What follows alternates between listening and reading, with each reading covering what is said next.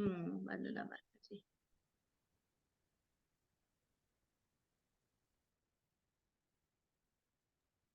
Start कर लीजिए।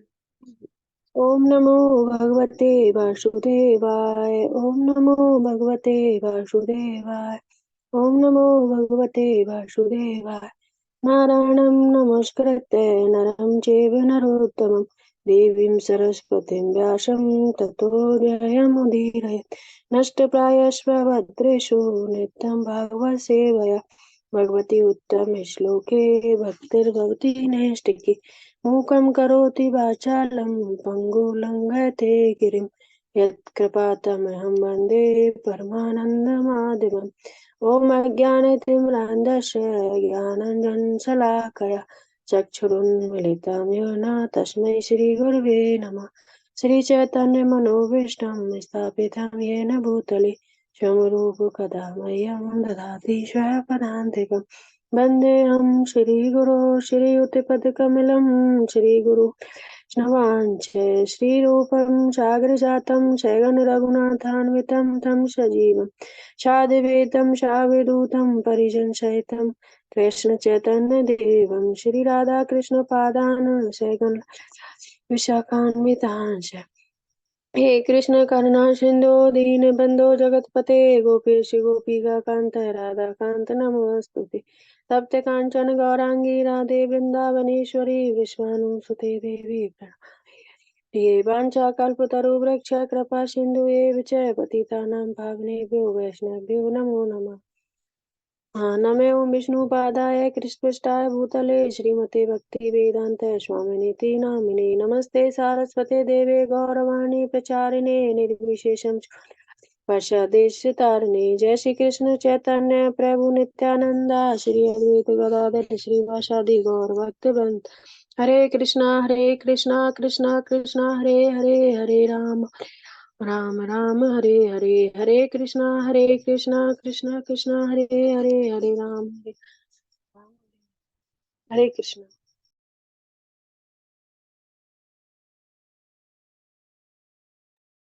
हरे Krishna. Thank you वंदना माता जी। अभी कार्तिक मास चल ही रहा है तो दामोदर अष्टकम पढ़ लेते हैं, सुन लेते हैं।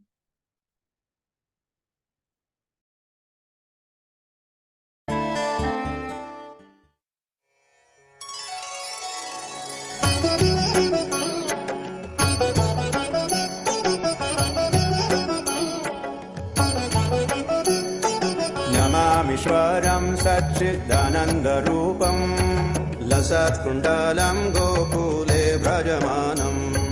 नमामीश्वरं सच्चिदानन्दरूपं लसत्कुण्डलं गोकुले भजमानम्।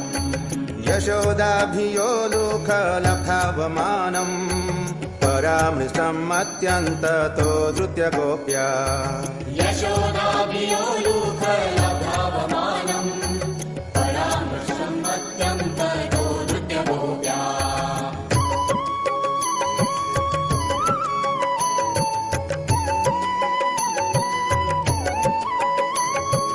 रुदन्तं मुहुर्नेत्र युग्मं मृगन्तं कराम्भोजयुग्मेन शतङ्कनेत्रम्। रुदन्तं मुहुर्नेत्रयुग्मं मृदन्तं कराम्भोजयुग्मेन शतङ्कनेत्रम्। मुहुःश्वसकम्पत्रिरेखाङ्ककण्ठ स्थितग्रैव दामोदरं भक्तिवताम्। मुहुःश्वासकम्पत्रिरेखाङ्ककण्ठ स्थितग्रैव दामोदरं भक्तिवतम्।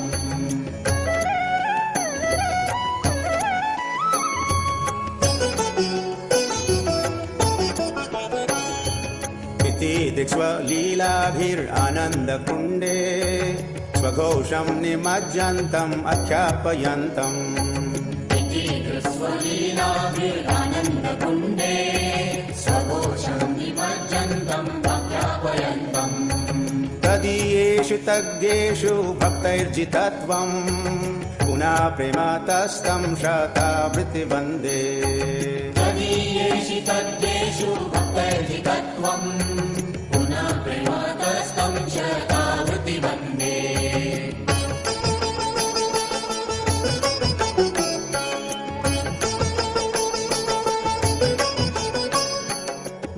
देव मोक्षं न मोक्षं वदिं वा न चान्यं वृणेऽहं वरेषादपीह वरं देव मोक्षं न मोक्षावधिं वा न चान्यं वृणेऽहं वरेषादपीह इदं तेव पूर्णाथ गोपालबालं सदा मे मनस्याभिरस्तां किमन्यै इदं देव पूर्णाथ गोपालबालं सदा मे मनस्याभिरस्तां किमन्ये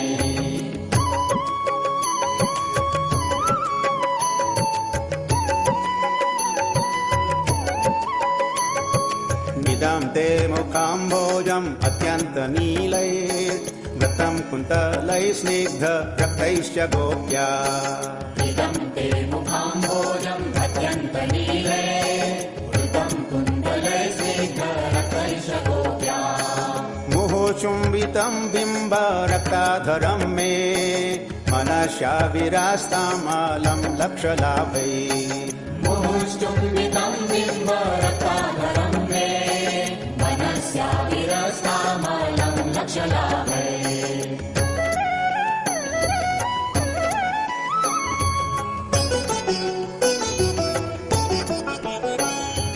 नमो देव दामोदरानन्त विष्णो प्रसीद प्रभो दुःख जलाब्धिमग्नम् नमो देव दामोदरानन्त विष्णो प्रसीद प्रभो दुःखजलाभिमग्नम् कृपादृष्टिवृष्ट्यतिदिनं बतानु गृहानेश मामज्ञ मेध्यक्षिदृश्य कृपादृष्टिवृष्ट्यातिदिनं बतानो गृहाणेश मामज्ञ मिथ्यक्षिदर्शः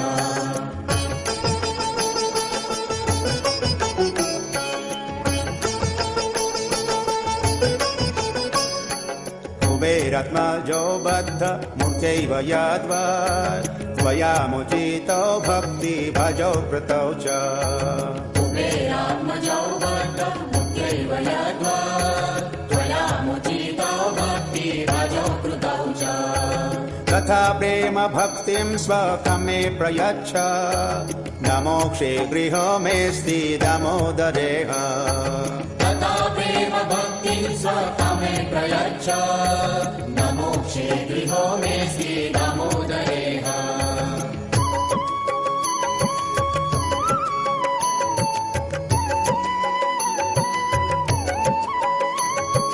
नमस्तेऽस्तु दाम्ने स्फुरदीप्तिधाम्ने त्वदीयोदरायाथ विश्वस्य धाम्ने नमस्तेऽस्तु दाम्ने सुरदीप्तिधाम्ने त्वदीयोदरायाथ विश्वस्य धाम्ने नमो राधिकायै त्वदीयप्रियायै नमोऽनन्तलीलाय देवाय तुभ्यम् नमो रधिकायै त्वदीयप्रियायै नमोऽनन्तलीलाय देवाय तुभ्यम् नमामीश्वरं सच्चिदानन्दरूपं लसत्कुण्डलं गोकुले भजमानम् नमामीश्वरं सच्चिदानन्दरूपं लसत्कुण्डलं गोकुले भजमानम्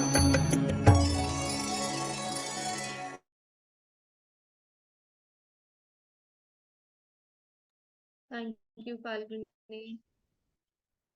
हरे कृष्णा, सबका स्वागत है मॉर्निंग भागवतम रीडिंग सेशन में। और ऐसा लग रहा है जैसे एक साल बाद आज क्लास हो रही है, जबकि सिर्फ एक हफ्ते का ब्रेक हुआ है। बहुत का लंबा गैप हो गया और ये फीलिंग आ रही है। तो आप सबके सारे त्योहार अच्छे रहे होंगे, पर इस बीच में हमने क्या पढ़ा, वो क्या चल रहा था, कौन सा अध्याय, कौन सा स्कंद, कौन सा टॉपिक, वो याद है या सब भूल गए अभी? कौन सा स्कंद पढ़ रहे हैं हम लोग श्रीमद् भागवतम का? चतुर्थ स्कंद अध्याय माताजी ध्रुव महाराज का वनगमन। ध्रुव महाराज का वनगमन तो हो गया, अभी वापस ध्रुव महाराज घर घर लौटना। हाँ, घर लौटना, अध्याय संख्या 9। अध्याय संख्या कैंटो 4 चैप्टर नंबर 9 ध्रुव महाराज की कथा लगभग समाप्ति पे है। तो क्या याद है आपको अब तक इस अध्याय में ध्रुव महाराज का ये जो घर वापस लौटना, इस अध्याय में क्या हम लोग पढ़ चुके थे? माधुरी गंधर्विका माता जी। माता जी इसके अंदर मतलब जो ध्रुव महाराज है, उन्होंने जो तपस्या की थी तो भगवान प्रकट हो गए थे, तो उनको है ना बहुत ज्यादा पश्चाताप हो रहा था इस चीज का कि उन्होंने है ना भौतिक चीज की क्यों मांग करी थी। तो फिर है ना वो भगवान बताते हैं कि मतलब अब है ना तुम्हारे जो है जो विमाता है उन्होंने उसकी वजह से है ना अब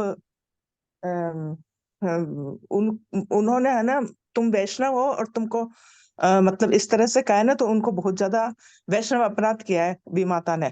तो उनको विमाता को मतलब फिर बाद में वो जंगल में जाती है और अपने पुत्र को खोजने के लिए, तो वो उत्तम जो है वो अग्नि में वहां जंगल के अंदर मर जाता है, और उनकी जो माता है विमाता वो भी उसके अंदर अग्नि में दावाग्नि में प्रवेश करके वो भी खत्म हो जाती है। मतलब ये टॉपिक चल रहा था लास्ट के अंदर माता जी।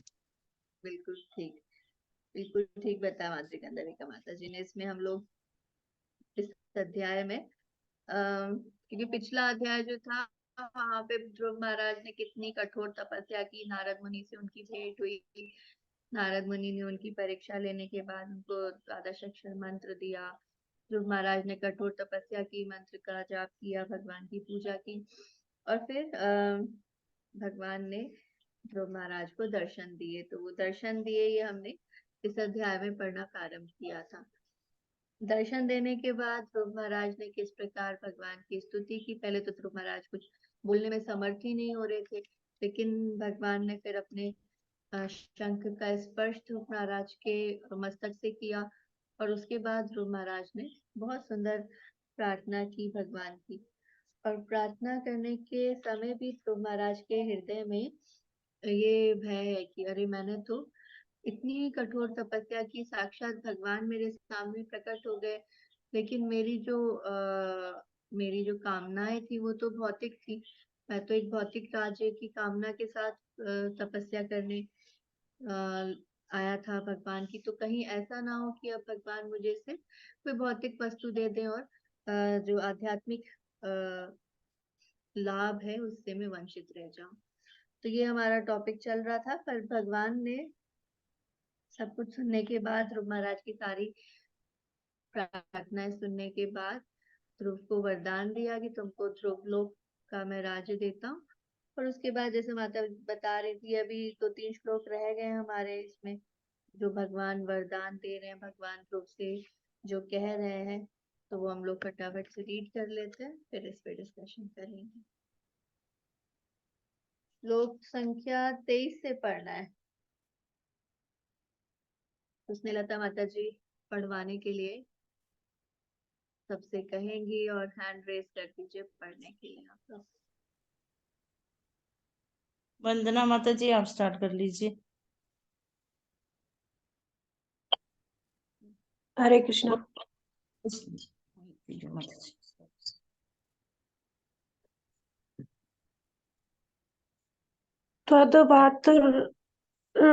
युत्तमे नष्टे मृगायां तु तन्मना अन्वेषन्ति वनमाता धावाग्निं स प्रवेक्षति। त्वत् तुम्हारा भ्रातृ भ्राता उत्तमे उत्तम नष्टे मारे जाने पर मृगायाम शिकार में तू तब तद मना अत्यंत शोकाकुल अन्वेषन्ति ढूंढते हुए वनम जंगल में माता माता दाव अग्नि जंगल की अग्नि में सा वह प्रवेक्षति प्रवेश करेगी।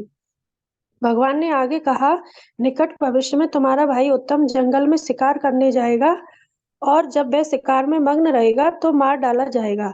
तुम्हारी विमाता सुरुचि अपने पुत्र की मृत्यु से पागल होकर उसकी खोज करने जंगल में जाएंगी, किंतु वहां वह दावाग्नि में मारी जाएंगी। तात्पर्य, ध्रुव महाराज जंगल में भगवान की खोज करने आए थे और मन में अपनी विमाता से प्रतिशोध लेने की भावना थी। विमाता ने ध्रुव का अपमान किया था, जो कोई सामान्य व्यक्ति न थे, वरन एक महान वैष्णव थे। एक वैष्णव के चरण कमलों में किया गया अपराध संसार भर में सबसे बड़ा अपराध है। ध्रुव महाराज का अपना अपमान करने के कारण सुरुचि अपने पुत्र की मृत्यु की शोक से पागल होगी और दावाग्नि में प्रवेश करेगी, जिससे उसका जीवन समाप्त हो जाएगा। इसका विशेष उल्लेख भगवान ने ध्रुव से किया था, क्योंकि वे अपनी विमाता से प्रतिशोध लेने पर दृढ़ थे। इससे हमें यह शिक्षा ग्रहण करनी चाहिए कि भूलकर भी हम किसी वैष्णव को अपमानित ना करें। हमें न केवल किसी वैष्णव का वरन किसी का भी बिना कारण के अपमान नहीं करना चाहिए। जब सुरुचि ने ध्रुव महाराज का अपमान किया था तो वे एक नन्हे से बालक थे। निस्संदेह उसे पता न था कि ध्रुव एक जाने माने वैष्णव थे, अतः उसने अनजाने में अपराध किया था। जब कोई अनजान में किसी वैष्णव की सेवा करता है तो भी उसका फल अच्छा होता है।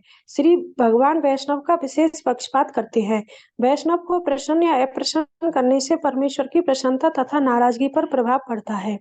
श्री विश्वनाथ चक्रवर्ती ठाकुर ने अपनी गुरु की अष्टपदी प्रार्थना में कहा है, यश प्रसादात् भगवत प्रसादः। मनुष्य द्वारा शुद्ध वैष्णव रूप गुरु को प्रसन्न करने पर परमेश्वर प्रसन्न होता है, किंतु यदि वह गुरु को नाराज कर दे तो पता नहीं उसका क्या होगा। हरे कृष्ण। वसुंधरा माता जी आप रीड कर लीजिए। हरे कृष्णा। हरे कृष्ण। इष्टामां यज्ञहृदयं यज्ञै पुष्कर दक्षिणे भुक्त्वा चेह शिशै सत्या अंते मां सस्मरिष्यसि। इष्टा पूजा करके माम मुझको यज्ञ हृदयम समस्त यज्ञों के हृदय यज्ञ महान यज्ञों से पुष्कर दक्षिणे प्रभूत दान वितरित करके भुक्त्वा भोग करने के पश्चात च भी यह संसार में आशीष आशीर्वाद सत्या सत सही अंत में माम मुझको सस्मरिष्यसि स्मरण करने में समर्थ होंगे। भगवान ने आगे कहा, मैं समस्त यज्ञों का हृदय हूँ। तुम अनेक बड़े बड़े यज्ञ संपन्न करोगे और प्रचुर दान भी दोगे। इस प्रकार तुम इस जीवन में भौतिक सुख के वरदान को भोग सकोगे और अपनी मृत्यु के समय तुम मेरा स्मरण कर सकोगे। इस श्लोक में सबसे महत्वपूर्ण बात है, भगवान द्वारा दी गई शिक्षा है कि मृत्यु के समय भगवान का स्मरण किस प्रकार किया जाए। अंते नारायण स्मृति। आध्यात्मिक कार्यों को संपन्न करने के लिए हम जो भी करते हैं उसका फल सार्थक होता है। यदि हम भगवान नारायण का स्मरण कर सके, निरंतर स्मरण का यह कार्यक्रम कई कारणों से भंग हो सकता है, किंतु ध्रुव महाराज का जीवन इतना पवित्र होना था कि भगवान को कभी भूल नहीं सकेंगे। अतः वे मृत्यु के समय परमेश्वर का स्मरण करेंगे और मृत्यु के पूर्व इस भौतिक संसार का सुखोभोग इंद्रिय तृप्ति द्वारा नहीं अपितु बड़े बड़े यज्ञ संपन्न करके करेंगे, जैसा कि वेदों में उल्लेख है। जब कोई मनुष्य बड़े बड़े यज्ञ करता है तो उसे न केवल ब्राह्मणों को दान देना चाहिए, बल्कि क्षत्रियों, वैश्यों तथा शूद्रों को भी देना चाहिए। यहाँ यह विश्वास व्यक्त किया गया है कि ध्रुव महाराज ऐसे कार्य करते रहेंगे, किंतु इस कलयुग में जो सबसे बड़ा यज्ञ किया जा सकता है वह संकीर्तन यज्ञ है। हमारा कृष्ण भावनामृत आंदोलन लोगों को तथा हम सबको भगवान का सही आदेश दिखाने के लिए चलाया गया है। इस प्रकार हम निरंतर संकीर्तन यज्ञ करते रहेंगे और हरे कृष्ण मंत्र का जप करते रहेंगे। जब मृत्यु के समय हम अवश्य ही श्री कृष्ण का स्मरण कर सकेंगे और हमारे जीवन का सारा कार्यक्रम सफल हो सकेगा। इस युग में दान का स्थान प्रसाद वितरण ने ग्रहण कर लिया है। किसी के पास भी इतना धन नहीं है कि उसे बांट सके, किंतु यदि हम यथासंभव कृष्ण प्रसाद का वितरण करें तो यह धन वितरण की अपेक्षा अधिक महत्वपूर्ण होगा। हरे कृष्ण। हरे फाल्गुनी माता जी आप रीड कर लीजिए। हरे कृष्ण माता। ततो गन्तासि मत्स्थानं सर्वलोक नमस्कृतम् उपरिष्टाधिष्ठिभयसत्वं यतो नावर्तते गतः। शब्दार्थ तथा तत्पश्चात गन्तासि तुम जाओगे, मत स्थानम मेरे धाम को, सर्वलोक समस्त लोकों द्वारा नमस्कृतम वंदनीय होकर, उपरिष्टात ऊपर स्थित, ऋषिभ्य ऋषियों के लोकों की अपेक्षा, तुम यथा जहाँ से ना कभी नहीं आवृतते वापस आओगे, गथा वहां जाकर के। भगवान ने आगे कहा, हे ध्रुव, इस देह में अपने भौतिक जीवन के पश्चात तुम मेरे लोक को जाओगे और अन्य समस्त लोकों के वासियों द्वारा सदैव वंदनीय है। यह सप्त ऋषि के लोकों के ऊपर स्थित है और वहां जाने के बाद तुमको इस भौतिक जगत में फिर कभी नहीं लौटना पड़ेगा। तात्पर्य, इस श्लोक में नावर्तते शब्द अत्यंत महत्वपूर्ण है। भगवान कहते हैं तुम इस भौतिक जगत में पुनः नहीं आओगे, क्योंकि तुम मत स्थानम अर्थात मेरे धाम पहुंच जाओगे। अतः इसी भौतिक जगत में ध्रुव लोक भगवान विष्णु का धाम है। इसके ऊपर क्षीर सागर है, जिसके भीतर श्वेत द्वीप है। यह भी स्पष्ट सूचित है कि यह लोक ऋषियों के सप्त लोकों के ऊपर स्थित है, और चूंकि यह विष्णु लोक है, अतः अन्य समस्त लोकों द्वारा पूजित है। यहाँ ये प्रश्न उठाया जा सकता है कि प्रलय के समय इस ध्रुव लोक का क्या होगा। उत्तर सरल है, अन्य वैकुंठ लोकों की भांति ध्रुव लोक बना रहता है। इस प्रसंग में श्री विश्वनाथ चक्रवर्ती ठाकुर की टीका है कि निवर्तते शब्द ही इसका सूचक है कि यह लोक शाश्वत है। हरे कृष्णा माता जी। अंजलि माता जी आप रीड कर लीजिए। हरे कृष्ण। मैत्रेय उवाच इत्यर्चितः स भगवान् दितिष्यात्मनः पदम् बालस्य पश्यतो धाम स्वमगात् गरुड़ध्वज। मैत्रेय उवाच मैत्रेय मुनि ने कहा, इति इस प्रकार अर्चित सम्मानित एवं पूजित होकर स परमेश्वर भगवान श्री भगवान अतिदिश्य प्रदान करके आत्मन अपना पदम निवास स्थान बालस्य जबकि बालक पश्यत देख रहा था धाम उनके धाम को स्वम अपनी निजी अगात वे लौट गए गरुड़ ध्वज भगवान श्री विष्णु जिनकी ध्वजा में गरुड़ का चिन्ह है। श्री मैत्रेय मुनि ने कहा, बालक ध्रुव महाराज द्वारा पूजित तथा सम्मानित होकर और उन्हें अपना धाम देकर भगवान श्री विष्णु गरुड़ की पीठ पर चढ़कर ध्रुव के देखते देखते अपने धाम को चले गए। तात्पर्य, इस श्लोक से प्रतीत होता है कि भगवान श्री विष्णु ने ध्रुव महाराज को वह धाम प्रदान किया जिसमें वे स्वयं निवास करते हैं। उनके धाम का वर्णन श्रीमद् भगवत गीता 15.6 में हुआ है। यद गत्वा न निवर्तन्ते तद्धामं परमं मम सो अपि संकल्पजम विष्णु पाद सेवोपसादितं प्राप्य संकल्प निर्वाणं नाति प्रीतो अभ्यगात परम। स वे ध्रुव महाराज अपि यद्यपि संकल्पजम वांछित फल विष्णु श्री विष्णु का पाद सेव्या चरण कमल की सेवा करके साधितम प्राप्त किया प्राप्त करके संकल्प अपने दृढ़ निश्चय का निर्वाणम संतुष्टि न ही अतिप्रीत अत्यधिक प्रसन्न अभ्यगात वापस गए पुरम अपने घर को। श्री भगवान के चरण कमलों की उपासना द्वारा अपने संकल्प का मनोवांछित फल प्राप्त करके भी ध्रुव महाराज अत्यधिक प्रसन्न नहीं हुए, तब वे अपने घर चले गए। तात्पर्य, श्री नारद मुनि के उपदेशानुसार श्री भगवान के चरण कमलों की भक्ति पूर्वक पूजा करके ध्रुव महाराज ने मनोवांछित फल प्राप्त किया। उनकी इच्छा थी कि वे अपने पिता दादा तथा परदादा से भी श्रेष्ठ व सम्मानित पद प्राप्त करें, और यद्यपि यह बचकाना संकल्प था क्योंकि ध्रुव महाराज एक नन्हे बालक ही थे, किंतु भगवान श्री विष्णु इतने दयालु तथा कृपालु हैं कि उन्होंने उनकी इच्छा पूरी कर दी। ध्रुव महाराज ऐसा उच्च निवास स्थान चाहते थे कि जिसे उनके परिवार के अन्य किसी ने भी प्राप्त न किया हो। फलतः उन्हें वह ग्रह प्रदान किया गया जिसमें श्री भगवान स्वयं निवास करते हैं, और इस प्रकार उनका संकल्प पूरा हुआ। तो भी जब ध्रुव महाराज घर लौट रहे थे तो वे अधिक प्रसन्न न थे, क्योंकि यद्यपि विशुद्ध भक्ति भाव में श्री भगवान से किसी वस्तु की याचना नहीं की जाती, किंतु उन्होंने अपने बाल स्वभाव के कारण कुछ मांग प्रस्तुत की थी। इस प्रकार यद्यपि श्री भगवान ने उनकी इच्छा पूर्ति की, किंतु वे इससे अधिक प्रसन्न नहीं थे, अपितु उन्हें लज्जा हो रही थी कि श्री भगवान से उन्होंने कुछ मांगा था और वह उन्हें नहीं मांगना चाहिए था। प्रमोद पाठी पर आप रीड कर लीजिए।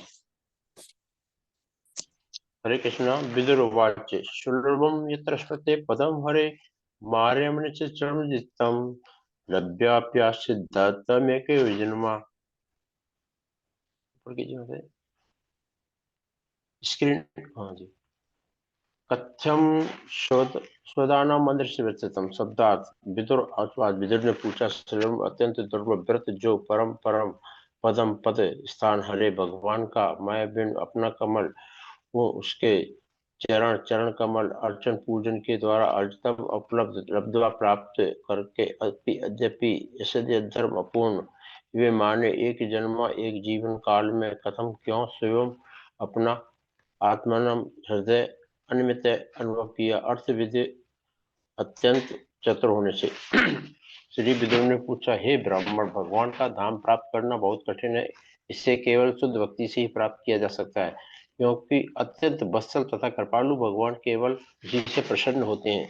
ध्रुव महाराज ने उस पद को एक जीवन में प्राप्त कर लिया और वे थे भी बहुत बुद्धिमान और विवेकी, तो फिर वो प्रसन्न क्यों न हो। तात्पर्य, संत विदुर की जिज्ञासा अत्यंत प्रासंगिक थी। इस संबंध में अर्थार्पित शब्द अत्यंत महत्वपूर्ण है, जो उस व्यक्ति को बताने वाला है जो वास्तविकता तथा अवास्तविकता के बीच अपना अंतर करने में समर्थ है। अर्थात इसको परमहंस भी कहते हैं। परमहंस प्रत्येक वस्तु के सार को ग्रहण करता है, और जिस प्रकार हंस दूध तथा जल के मिश्रण में से दूध को ग्रहण कर लेता है, उसी प्रकार परमहंस भी समस्त सांसारिक बाध्य वस्तुओं का परित्याग करते हुए श्री भगवान को ही अपना जीवन आधार बनाता है।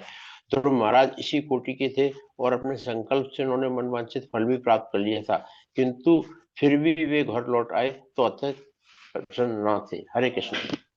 हरे कृष्णा। आज इतना ही रीडिंग रखते हैं।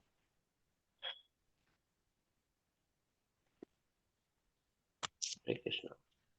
तो हम लोग पहले डिस्कस कर चुके हैं कि कथा में ये जो अध्याय हमारा चल रहा है, इसमें हम इस विषय पे थे कि ध्रुव महाराज ने भगवान से निवेदन किया और उसके बाद भगवान ने ध्रुव महाराज को वरदान दिए। ध्रुव महाराज को भगवान ने क्या क्या वरदान दिए, वो 18 से 26 नंबर तक के श्लोक में इसका वर्णन हुआ है। तो ध्रुव महाराज से भगवान ने कहा कि तुमने बहुत कठोर तपस्या की है, तो मैं तुमसे प्रसन्न हूँ, और हालांकि तुमने जो इच्छा की है वो देना दुर्लभ है। ये किसी ने प्रश्न भी किया था, मुझे याद है लास्ट क्लास में किसी ने पूछा था कि भगवान ने ऐसा क्यों कहा कि तुमने जो मांगा है वो देना दुर्लभ है, क्योंकि भगवान तो सब कुछ दे सकते हैं। पर भगवान यहाँ बोल रहे हैं कि बहुत कठिन वस्तु की तुमने मांग की है, तो भी मैं तुमको ये प्रदान करूंगा। तो भगवान ने दुर्लभ कहा क्योंकि भक्ति जो है, पहले तो ध्रुव महाराज एक ऐसा लोक चाहते थे जो उनके पिता से भी श्रेष्ठ हो, उनके दादा से भी श्रेष्ठ हो, ऐसा राज्य। ध्रुव महाराज के पिता कौन है? किन से श्रेष्ठ राज्य चाहते थे ध्रुव महाराज? उत्तानपाद। और ध्रुव महाराज के दादाजी कौन है? मनु महाराज। और परदादा कौन है? ब्रह्मा जी। हाँ, याद है। ये सारी कथा ही प्रारंभ वहीं से हुई थी कि ब्रह्मा जी के पुत्र हुए मनु, और मनु की पहले कन्याओं का वर्णन हुआ, और कन्याओं के बाद मनु के जो 2 पुत्र हुए हैं उनका वर्णन चल रहा था। एक पुत्र तो हो गए उत्तानपाद, दूसरे पुत्र कौन से थे? प्रियव्रत। प्रियव्रत और उत्तानपाद ये दोनों भाई हैं, और उत्तानपाद के बेटे हैं ध्रुव, और यही से इस सारी कथा का वर्णन आया था। तो ध्रुव महाराज से कहा कि तुम्हारी डिजायर जो है, जो चाहते हो कि इतना विशाल राज्य चाहिए जो कि तुम्हारे परदादा से भी श्रेष्ठ, यानी ब्रह्मा जी। ये जो हमारा भौतिक संसार है, इसमें सबसे जो श्रेष्ठ लोक है, सबसे जो ऊंचा स्थान भौतिक जगत के अंदर है, वो ब्रह्मा जी का है। ब्रह्मा जी जिस लोक में निवास करते हैं, ब्रह्म लोक कहा जाता है उसको, सत्य लोक कहा जाता है, वो टॉप मोस्ट है। उसके ऊपर कोई और भौतिक जगत में कोई चीज नहीं आती, कोई राज्य नहीं आता। और ध्रुव महाराज चाहते थे कि उनसे भी श्रेष्ठ उनको राज्य चाहिए। तो ये बहुत दुर्लभ वस्तु है।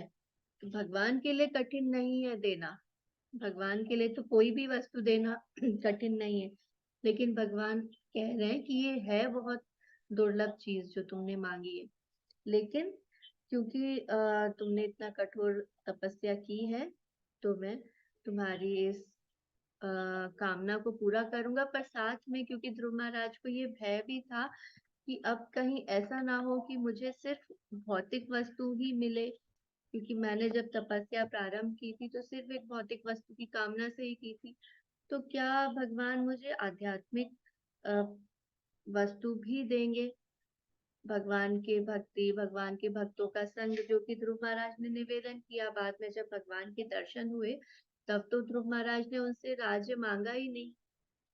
भगवान से एक भी बार, जो हमने जितना भी स्तुति सुनी कि ध्रुव महाराज ने क्या कहा भगवान के दर्शन होने के बाद, क्योंकि ये भी बहुत बड़ा भ्रम है हमको कि हमें भगवान मिल जाएंगे तो हम क्या मांगेंगे, भगवान के साथ क्या करेंगे, भगवान से किस प्रकार की बातें करेंगे। पर हम लोग भागवतम में देखते हैं कि जब भी किन्हीं भक्त को भगवान के दर्शन हुए हैं, तभी भगवान के दर्शन मात्र से भक्त की सारी भौतिक इच्छाएं खत्म हो जाती हैं। ध्रुव महाराज के साथ भी यही हुआ कि पहले उनको चाहिए था राज्य, पर भगवान के दर्शन होने के बाद उन्होंने सिर्फ भगवान से कहा कि मुझे भक्तों का संग चाहिए, आपकी भक्ति चाहिए, आपके चरण कमलों की शरण चाहिए। पर वो डर रहे हैं कि भगवान ने मेरे हृदय में, तो भगवान परमात्मा के रूप में बैठे हैं, तो उनको तो पता है कि मैं के लिए तपस्या की थी।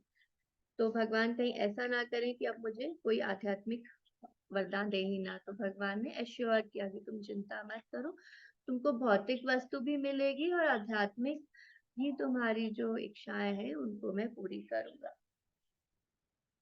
उसके बाद कहा कि तुमको मैं ध्रुव लोक प्रदान करता हूँ। तो ये जो ध्रुव लोक है, इसके बारे में जो वर्णन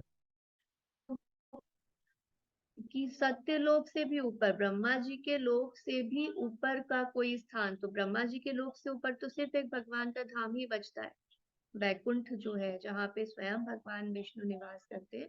सिर्फ वो ही एक स्थान है जो ब्रह्मा जी के लोक से ऊपर है। तो भगवान ने ध्रुव को वो लोक प्रदान कर दिया कि वहां पे तुम पहले तो 36,000 साल तुम यहाँ पृथ्वी पे राज्य करोगे। 36,000 वर्ष पृथ्वी पे राज्य करने के बाद तुम फिर मेरे उस धाम को आओगे जहां से कोई वापस नहीं लौटता। तो उस स्थान के बारे में हमने यहाँ पे पढ़ा। अभी आज के श्लोकों में हमने इसके बारे में समझा कि अंत समय तुम्हें मेरी स्मृति होगी और तुम उस धाम तक पहुंच जाओगे। इसके अलावा भगवान ने वरदान दिया कि तुम्हारी जो माता है, तुम्हारी विमाता सुरुचि, जिन्होंने तुम्हें कठोर शब्द कहे थे, उनका क्या होगा ये भी बता दिया कि सुरुचि के पुत्र थे। सुरुचि के पुत्र का क्या नाम था? ध्रुव के भाई का नाम उत्तम।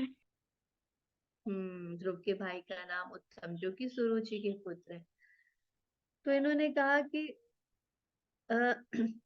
उत्तम एक बार जंगल में चले जाएंगे और वहां पे कुछ गंधर्व उनकी हत्या कर देंगे, और सुरुचि जो है वो उत्तम को ढूंढती हुई वन में जाएंगी और वो मानसिक रूप से विक्षिप्त हो जाएंगी, और तब वो जंगल की अग्नि में ही जलकर उनके प्राणों का अंत हो जाएगा। तो प्रभुपाद ने परपट में इस चीज को अच्छे से समझाया है कि ये वैष्णव अपराध का क्या फल हो सकता है।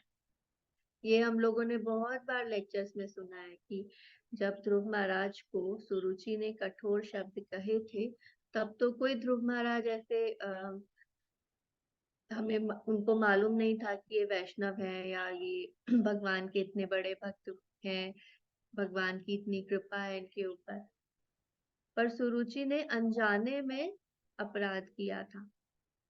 यहाँ पे प्रभुपाद समझा रहे हैं, when Suruchi insulted Dhruv Maharaj, he was just a child.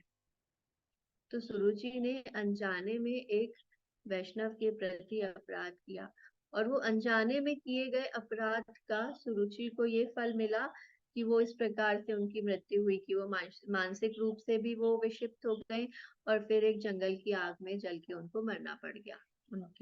उनके पुत्र भी मारे गए, वो भी मारे गए।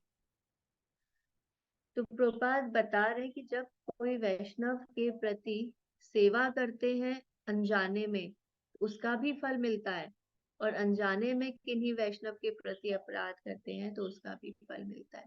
और इसमें आगे जब हम लोग सीनियर डिवोटी से लेक्चर सुनते हैं तो वो कहते हैं कि जैसे ध्रुव महाराज छोटे बच्चे थे तब तो पता ही नहीं था कि वो आगे इतने बड़े वैष्णव बनने वाले हैं, तो किसी के भी प्रति अपराध इस प्रकार के कठोर शब्द बोल के नहीं करना चाहिए। आगे चल के अगर वो वैष्णव बन गए तो उसका भी फल हमको भुगतना पड़ेगा उनके प्रति किए गए अपराध का। तो यहाँ पे ये बात बहुत इम्पोर्टेंट है। हम लोग बहुत बार सोचते हैं कि हम भक्ति में सुनते हैं कि भक्ति में आने के लिए वैष्णवों की कृपा चाहिए। बिना वैष्णव की कृपा के, बिना किसी भक्त की कृपा के हम भक्ति कर ही नहीं सकते। तो बहुत सारे लोगों का प्रश्न रहता है कि हमारे घर में तो कोई भक्ति करते ही नहीं है, कोई डिवोटी है नहीं, पता नहीं चाहते। हम किसी से अपने घर में कहें तो कोई माला करने के लिए तैयार नहीं है, कोई मंदिर आने के लिए तैयार नहीं है। तो उसके लिए यही समझाया जाता है कि जब तक किसी वैष्णव की सेवा नहीं करेंगे तो वो सुकृति या वैष्णव कृपा नहीं होगी, और जब वैष्णवों की कृपा नहीं मिलेगी तब तक भक्ति में आना बहुत मुश्किल है। तो एक फॉर्मूला यही बताया जाता है कि जानबूझ के कोई नहीं करना चाहता, पर अगर संभव है तो अनजाने में ही कोई वैष्णव सेवा अगर कर दे तो उसका भी फल इतना इतना बड़ा हो सकता है कि कभी कोई व्यक्ति भक्त बन सकते हैं।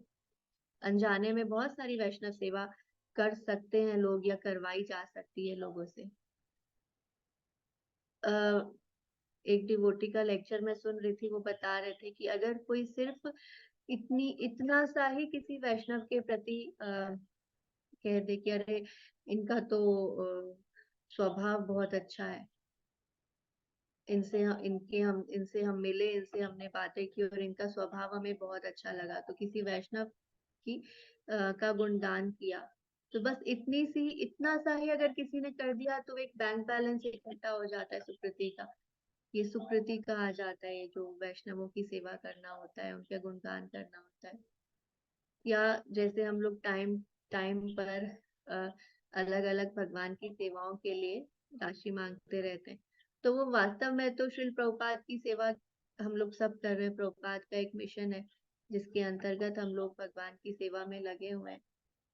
तो हम कुछ भी करने के लिए अगर किसी से इसमें कोई छोटा मोटा भी कंट्रीब्यूशन मांगते हैं कि आप थोड़ा सा कुछ नहीं करना चाहते, आप मंदिर नहीं आना चाहते, माला नहीं करना चाहते, लेकिन अगर आप की सामर्थ्य है तो आप थोड़ा सा दान तो दे ही सकते हैं। वो दान अगर वो व्यक्ति करते हैं तो वो बैंक बैलेंस में नोट हो जाता है कि श्रील प्रभुपाद की सेवा के लिए, वैष्णवों की सेवा के लिए, भगवान की सेवा के लिए इस व्यक्ति ने दान दिया है।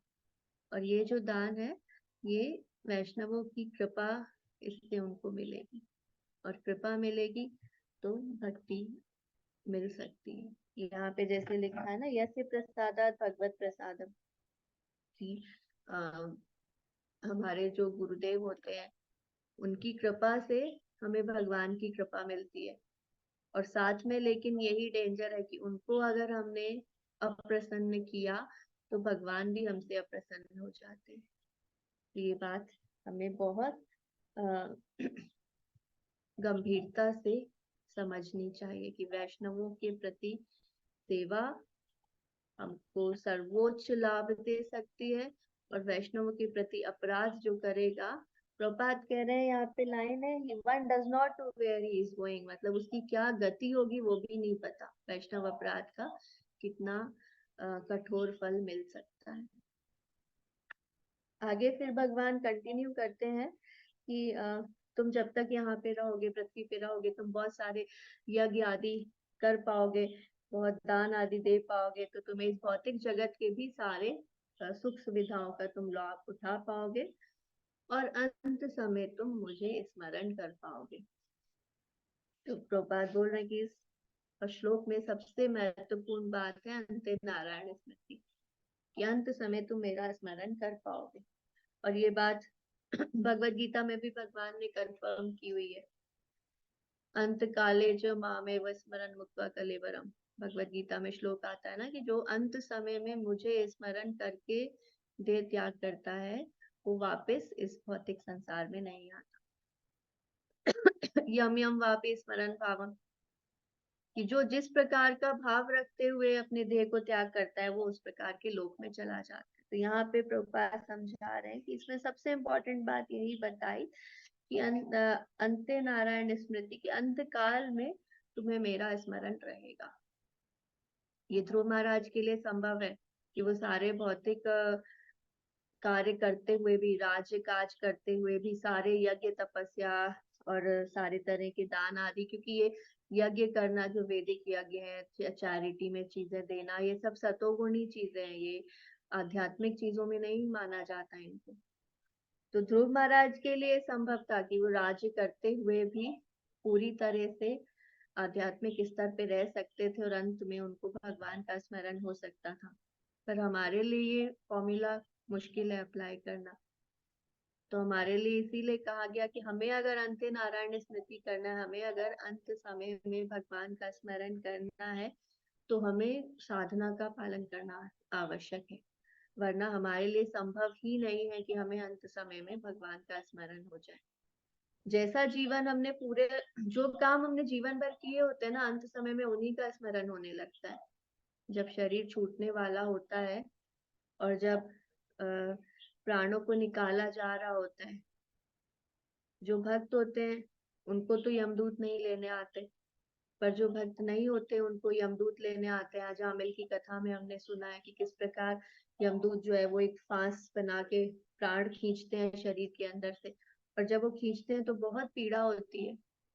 और उस समय पे जो भी पूरे जीवन भर जो भी कार्य किए थे, अच्छे बुरे जैसे भी कार्य किए थे, वो सारे आंखों के सामने चलने लगते हैं। तो स्मृति किसकी होती है? स्मृति उसी की होती है जो हमने जीवन भर किया है, जो हमारी आसक्ति जीवन भर रही है।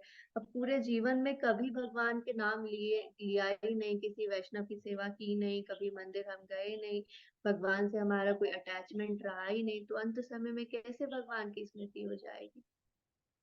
तो इसीलिए हमारे लिए तो आवश्यक यही है कि हम बस साधना को दृढ़ता से पालन करें, जो कम से कम मृत्यु के समय हमें ये तो याद आएगा कि हाँ, हम रोज 16 माला जप करते थे, मंदिर जाते थे, हमने ये सेवा किया था, और ये स्मृति आते ही बस हम भगवान के धाम जाने के योग्य हो सकते हैं।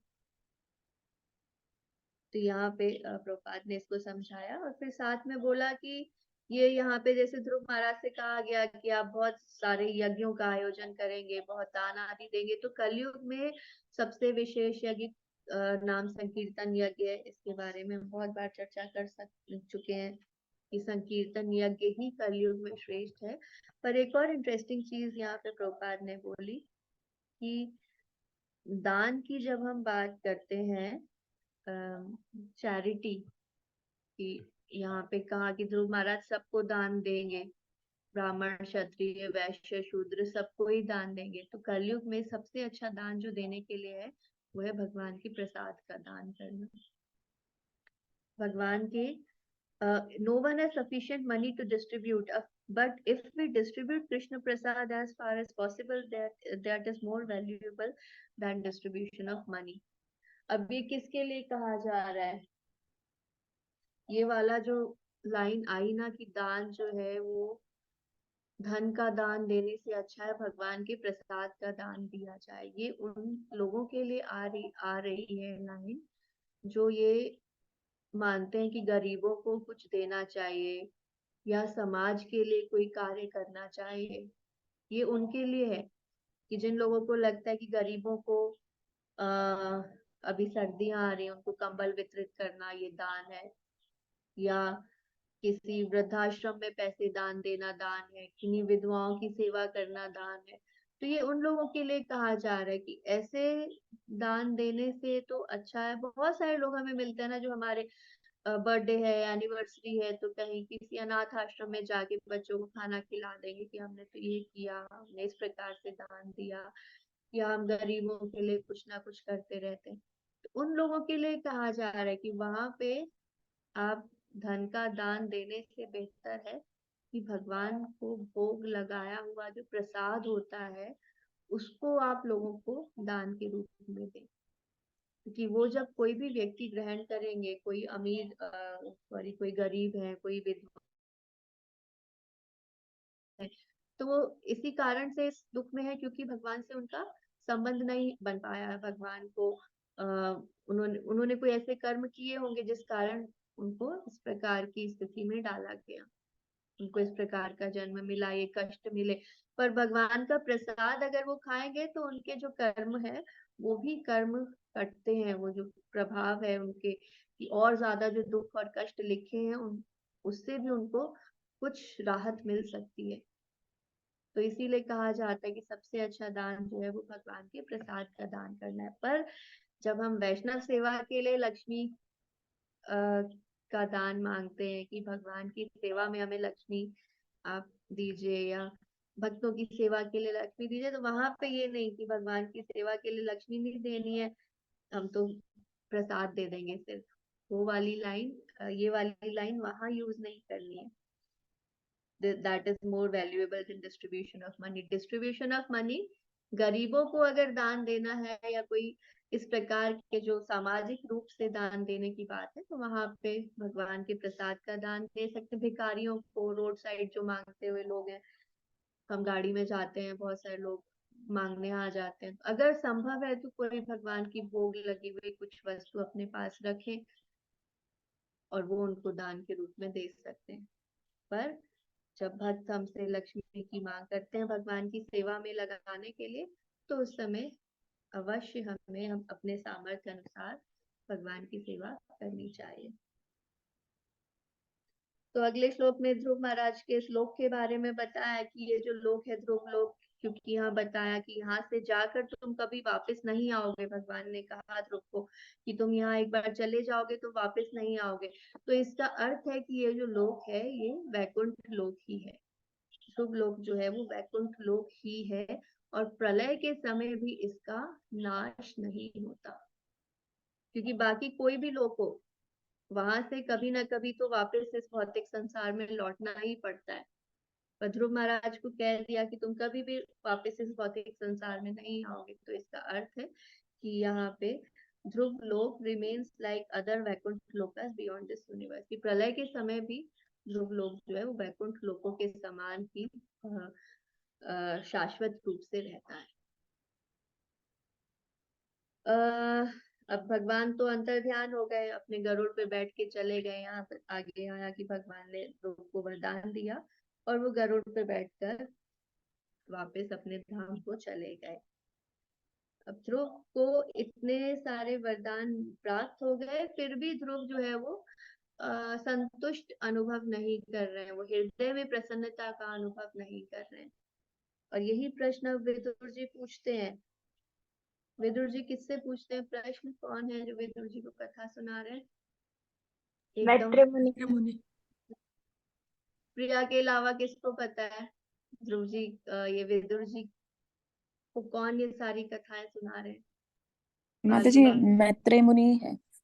हाँ, मैत्रेय मुनि। फाल्गुनी प्रिया को पता है ये। मैत्रेय मुनि से अब विदुर जी ने प्रश्न किया कि इतना कुछ उनको प्राप्त हो गया, संसार में 36,000 वर्ष तक का राज्य प्राप्त हो गया, सारे यज्ञ आदि करने का उनको भगवान ने वरदान दे दिया, फिर ध्रुव लोक उनको प्रदान कर दिया, फिर भी आप कह रहे हैं कि ध्रुव जब वापस अपने घर लौट रहे थे तो वो प्रसन्न नहीं थे। तो इसका क्या कारण है कि ध्रुव प्रसन्न नहीं थे? तो अब ये हम लोग कल पढ़ेंगे, बहुत लंबा पर्पट है। ये जो श्लोक है अगला, जहाँ पे एक्सप्लेन किया गया है कि ध्रुव प्रसन्न क्यों नहीं थे, ये चर्चा कल। और मैंने ग्रुप पे कल एक मैसेज डाला था, भगवद गीता मैराथन कल से स्टार्ट हो गया है। तो भगवद गीता मैराथन क्या होता है? इम्पोर्टेंट डिस्कशन है ये। अभी कार्तिक चल रहा है ना, कार्तिक बस अब लगभग समाप्त होने वाला है। तो कार्तिक में हमने ढेर सारे प्रार्थनाएं की भगवान से, रोज दामोदर अष्टकम भी पढ़ रहे थे हम लोग। कोई कोई लोग ज्यादा माला भी कर रहे होंगे, या कोई और व्रत लिया होगा कि 1 टाइम खाना खाएंगे, 2 टाइम खाना खाएंगे, जो भी कुछ किया होगा। तो जब भगवान कार्तिक में हमसे प्रसन्न हो जाते हैं तो भगवान हमें क्या देते हैं? भगवान सेवा सेवा देते हैं। जब भी भगवान हमसे प्रसन्न हो तो भक्त चाहते भी यही है। भक्तों को जैसे अभी यहाँ आया ना कि ध्रुव महाराज प्रसन्न नहीं है क्योंकि उनको जो चाहिए कि भगवान की सेवा वो वाला उस तरह से नहीं मिला उनको। तो भगवान जब प्रसन्न हो जाते हैं तो कार्तिक में भगवान हमारी बहुत सारे जो हमने व्रत नियम लिए उनसे भगवान बहुत प्रसन्न हुए हैं। तो हर बार कार्तिक के बाद विशेष सेवा हमें भगवान प्रदान करते हैं। और वो सेवा कौन सी है? बुक कार्तिक। डिस्ट्रीब्यूशन हाँ, प्रिया को पता है। प्रिया के अलावा किसको पता है? आशा, अंजलि, नारायण, प्रिया माता जी, रक्षा माता जी। रक्षा माता जी, क्या है ये सेवा? माता जी जो इनका श्री प्रभुपाद का जन्म आता है, जन्मदिन आता है इस टाइम पे एकादशी का, उस टाइम पे हम लोग 1 महीने तक पूरे लोगों को वो डिस्ट्रीब्यूशन करते हैं भगवत गीता। थोड़ा उसके अंदर हम लोग कुछ एक टारगेट लेके चलते हैं, वो हमें कंप्लीट करना होता है इन अ मंथ। रक्षा माता जी ने ऑलमोस्ट करेक्ट बताया। तो भगवान ने भगवत हरे गीता कृष्णा। बोला है। हाँ जी, रमेश्वरी राधे माता जी। गीता हरे कृष्ण। गीता जयंती के रूप में मनाया जाता है इस दिसंबर महीने को, ताकि मतलब इसमें हम लोगों का ज्यादा से ज्यादा ये करना होता है कि प्रभुपाद जी के लिखे हुए पुस्तक स्पेशली भगवत गीता को हम लोग घर घर लोगों तक पहुंचाएं और कृष्ण भावनामृत का प्रचार प्रसार में पूरी तरीके। वैसे तो साल भर ही जुटे रहते हैं, लेकिन ये स्पेशल मंथ, ये 1 महीना हम लोग को स्पेशली इस काम के लिए मतलब प्रेरित किया जाता है सभी भक्तों को कि हम लोग इसको करें और भगवान का प्रचार प्रसार में लगे रहें। हरे कृष्ण। भगवान ने बोला है भगवत गीता में 18वें अध्याय का शायद 66, मुझे श्लोक नंबर याद नहीं है, एंड की तरफ वहां पे भगवान कहते हैं कि मुझे सबसे ज्यादा प्रिय कौन है। अर्जुन से कहते हैं मुझे सबसे ज्यादा प्रिय वो भक्त है जो मेरे इस ज्ञान को दूसरे तक पहुंचाते हैं। तो अब क्योंकि हमें भगवान का प्रिय बनने के लिए तो हमने कार्तिक में इतने सारे नियम पालन किए। हम कार्तिक में भगवान को प्रसन्न ही तो करना चाहते थे। भगवान ने फॉर्मूला बताया कि जो मेरे ज्ञान को दूसरे तक पहुंचाता है वो मुझे सबसे ज्यादा प्रिय है। तो अब समय आ गया है कि भगवान ने सेवा हमारे को दे दी है। सेवा दी है कि मेरे इस ज्ञान को दूसरों तक पहुंचाना है। तो ये पूरे विश्व भर में सारे इस्कॉन मंदिर इस 1 महीने को या 2 महीना, आपकी पिछले साल भी 2 महीने हमने मनाया था, इस बार भी 2 महीने का टाइम पीरियड कर दिया गया है। भगवत गीता मैराथन के रूप में मनाया जाता है। मैराथन मतलब क्या होता है? दौड़ मैराथन, रेस लगाना, दौड़ लगाना बहुत तेजी से। हाँ, मैराथन मतलब होता है एक रेस लगाना कि हम एक एक टारगेट हमें पूरा करना है, हम एक लक्ष्य तक दौड़ते हैं, उसको मैराथन कहा जाता है। मैराथन वैसे 42 किलोमीटर की लंबी रेस होती है, तो बहुत लंबा दौड़ना होता है मैराथन के अंदर। तो अभी हम भी वही करने वाले हैं। भगवत गीता मैराथन मतलब हमें भगवत गीता को एक लक्ष्य बना करके हम इतने हजारों लोगों तक भगवत गीता को पहुंचाएंगे, वो लक्ष्य लेकर चलने को कहा जाता है भगवत गीता मैराथन। उसके लिए हमें, जैसे मैराथन में भी समय दिया जाता है, मैराथन रेस जो होती है ना, ऐसा नहीं है कि हम आज हमने दौड़ना शुरू किया और हम 1 महीने बाद अपनी मैराथन पूरा करेंगे, ऐसा नहीं होता। मैराथन यानी रेस है, तो रेस में एक समय निश्चित होता है कि आपको इतने समय में इतने किलोमीटर की दौड़ लगानी है। तो ऐसे हमारे यहाँ पे भी समय निश्चित है कि 2 महीने के अंदर हमें कुछ लक्ष्य निर्धारित करके उतनी भगवत गीता लोगों तक पहुंचानी है।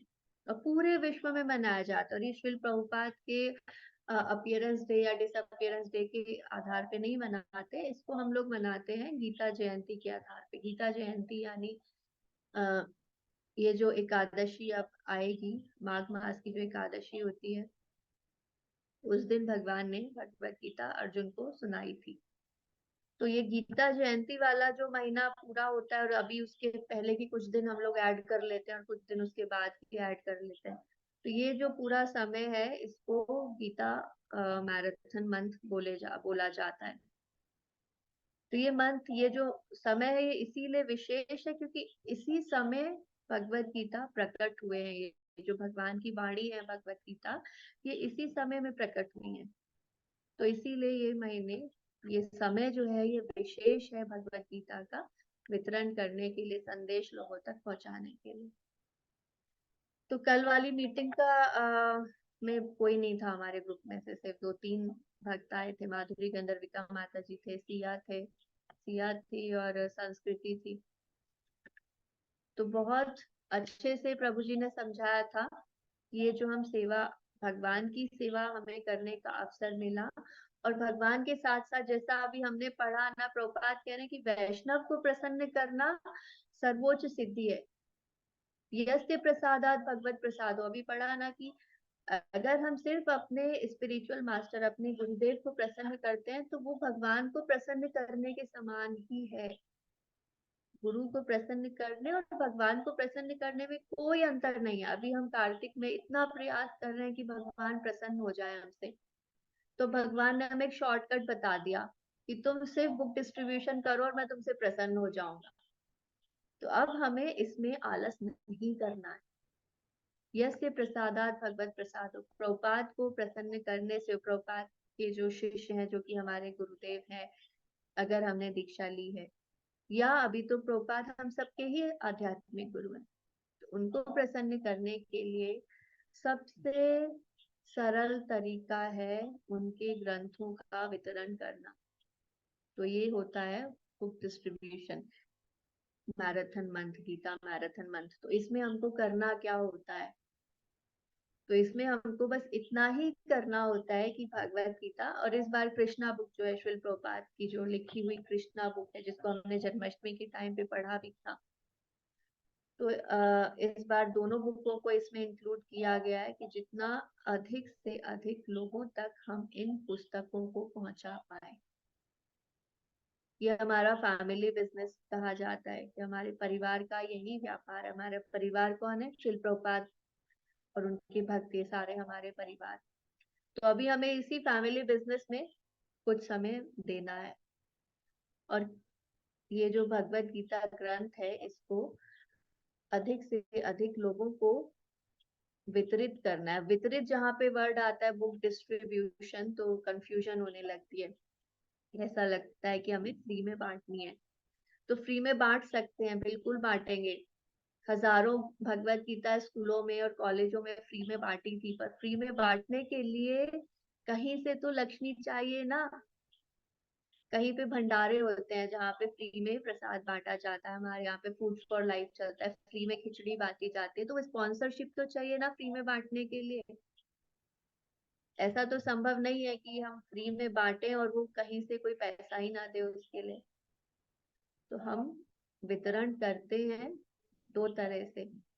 एक तो ये कि हम 1 to 1 लोगों को जाके अप्रोच कर सकते हैं। 1 to 1 मतलब कि हम लोगों तक जाएं और उनको बोले कि आप भगवत गीता खरीद लीजिए।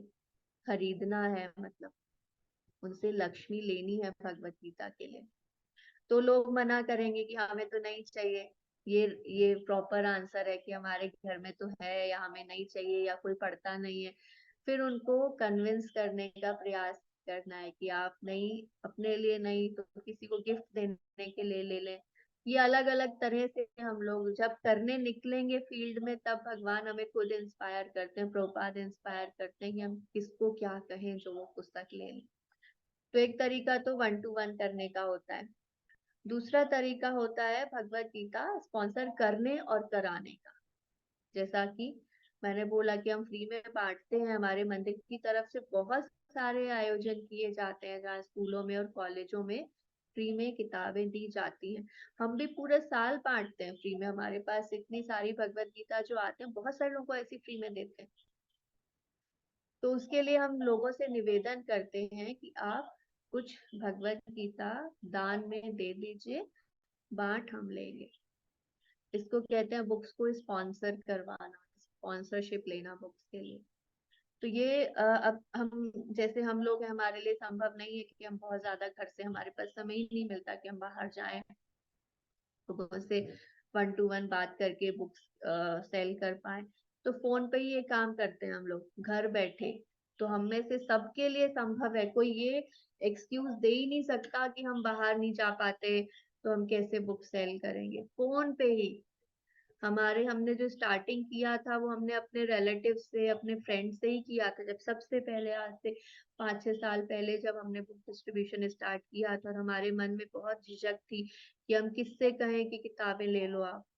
तो सबसे पहली स्टार्टिंग हमने अपने घर वालों से की थी कि फोन करते थे कि आप 3 भगवत गीता के दान दे दो, आप दान राशि हमें दे दो, आपको किताबें चाहिए तो हम दे देंगे, नहीं चाहिए आपको किताबें तो हम बांट देंगे, आप बस हमें लक्ष्मी दे दो 3 किताबों के लिए। थोड़ा कन्विंस करना पड़ता है, घर वाले सबसे ज्यादा मना करते हैं लेकिन फिर मान जाते हैं।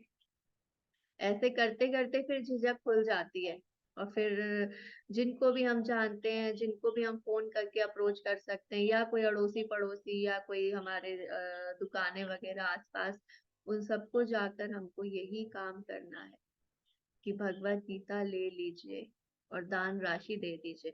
तो एक तो लोगों को अप्रोच करना, दूसरा खुद से भी हम किताबें स्पॉन्सर कर सकते हैं।